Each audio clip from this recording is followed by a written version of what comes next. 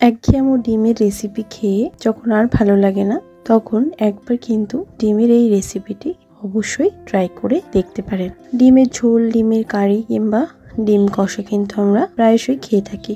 একবার এরম ভাবে একটু অন্যরকম ভাবে ডিমের এই রেসিপিটি তৈরি করে খেলে মুখের স্বাদও বদলে যাবে আর বাড়ির সবাইকারই কিন্তু খুবই ভালো লাগবে। গরম গরম রুটি, পরোটা, লুচি, এমনকি ফ্রাইড রাইসের সাথেও কিন্তু এই রেসিপিটি দুর্দান্ত লাগে।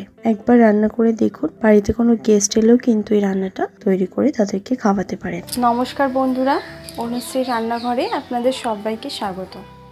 সবার প্রথমে আমি এখানে 7টা ডিম নিয়েছি। ডিমগুলোকে আগে থেকেই সেদ্ধ করে খোসাটাকে ছাড়িয়ে নিয়েছি।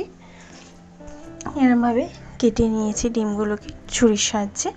আমি একটা ডিমকে দেখিয়ে দিচ্ছি কিরমভাবে কেটেছি। এরমভাবে ছুরির সাহায্যে কেটে নিচ্ছি।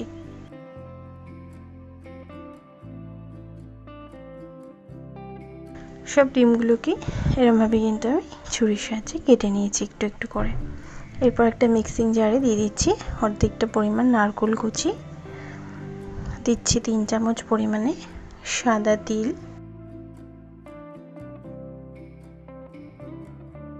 দিয়ে নারকেলের তেলটা দিয়ে একটুখানি মিক্সিটাকে আমি চালিয়ে নিয়েছি।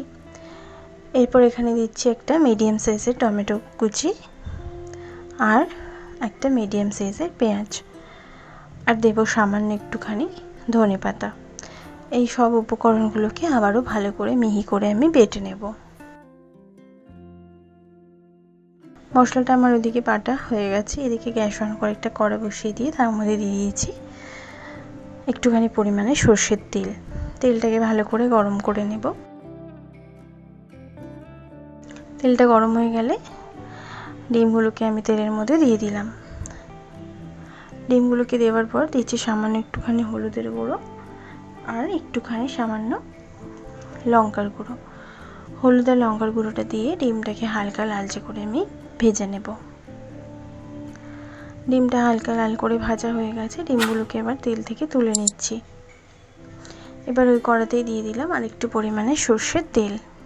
তেলটা ভালোভাবে গরম হয়ে গেলে তার মধ্যে ফোড়নে দিচ্ছি 1/2 চামচ পরিমাণে গোটা জিরে। ফোড়নটা একটু ভাজা ভাজা হয়ে যাবার পর আমি বেটে রাখা মশলাটা দিয়ে দিলাম আর মিক্সিং জারটা ধুয়ে দিয়ে দেবো সামান্য একটুখানি জল। মশলাটাকে ভালো করে এবার কষিয়ে নেব। আর আমার চ্যানেলটি যারা এখনও পর্যন্ত সাবস্ক্রাইব করেননি তারা প্লিজ আমার চ্যানেলটিকে সাবস্ক্রাইব করে নেবেন আমার প্রতিদিনের ভিডিওর আপডেট পাওয়ার জন্য। এরপর দিচ্ছি আমি 1.5 চামচ পরিমাণে আদা রসুন বাটা। আদা রসুন বাটাটা দিয়েও আবারও ভালো করে মশলার সাথে কষিয়ে নেব। এরপর আমি এখানে কিছু গুঁড়ো মশলা দেব। দিচ্ছি 1/2 চামচ পরিমাণে হলুদের গুঁড়ো, 1 চামচ পরিমাণে ঝাল লঙ্কার গুঁড়ো। ঝালটা কিন্তু নিজেদের স্বাদ অনুযায়ী এখানে দেবেন। 1/2 চামচ পরিমাণে কাশ্মীরি লঙ্কার গুঁড়ো, 1 চামচ পরিমাণে ধনের গুঁড়ো আর স্বাদ মতো নুন। আবারও সব মশলাগুলোকে ভালো করে নাড়াচাড়া করে একটুখানি কষিয়ে নেব। মশলাটা বড্ড ছিটকোচ্ছে, তাই একটুখানি ভালো করে নাড়াচাড়া করে নিয়ে আমি ঢাকা দিয়ে দেবো 2 মিনিট লো ফ্লেমে। 2 মিনিট পর ঢাকাটা সরিয়ে নিয়েছি। মশলা থেকে কিন্তু তেল সেপারেট হতে অলরেডি শুরু করে দিয়েছে। আবারও মশলাটাকে ভালো করে একটুখানি নাড়াচাড়া করে কষিয়ে নিলাম। এরপর দিয়ে দেব 1/2 চামচ পরিমাণে গরম মশলার গুঁড়ো। গরম মশলার গুঁড়োটা দেওয়ার পর একটুখানি নাড়াচাড়া করে মিশিয়ে নিচ্ছি।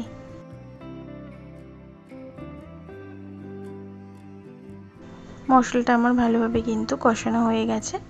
এরপর দিয়ে দেবো 1.5 কাপ পরিমাণে জল। গ্রেভির জন্য জলটা কিন্তু নিজেদের পছন্দ মতনই এখানে দেবেন, যে যেমন গ্রেভি খেতে চান। ভালো করে নাড়াচাড়া করে মিশিয়ে নিলাম।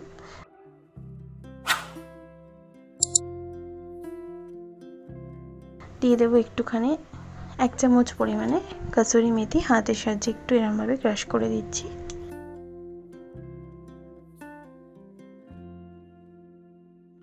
গ্রেভিটা একটু বয়েল হতে শুরু করে দিয়েছে। এরপর আমি দিয়ে দিচ্ছি ভেজে রাখা ডিম।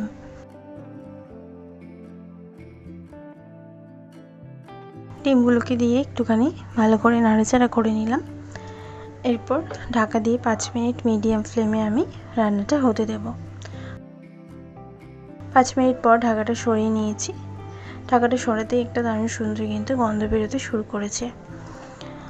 ভালো করে নাড়াচাড়া করে নেব আর 1 মিনিট আমি হাই ফ্লেমে একটু গ্রেভিটা শুকিয়ে নেব। আপনারা যদি চান তো এরকম গ্রেভি কিন্তু নামিয়ে দিতে পারেন। 1 মিনিট একটু হাই ফ্লেমে আমি গ্রেভিটাকে একটু শুকিয়ে নিলাম। এরপর গ্যাসের ফ্লেমটা বন্ধ করে দিয়েছি। গরম গরম এটাকে আমি সার্ভ করে নেব। এরমভাবে ডিমের এই কারি গরম গরম রুটি, পরোটা, ভাত সবের সাথেই এত অসাধারণ খেতে লাগে। একবার অবশ্যই আপনারা এরমভাবে ট্রাই করে দেখবেন, আশা করছি ভালো লাগবে। ভালো লাগলে লাইক শেয়ার করতে ভুলবেন না, কমেন্ট বক্সে কমেন্ট করে জানাতে ভুলবেন না রেসিপিটি কেমন লাগলো। ভালো থাকবেন, সুস্থ থাকবেন, ধন্যবাদ।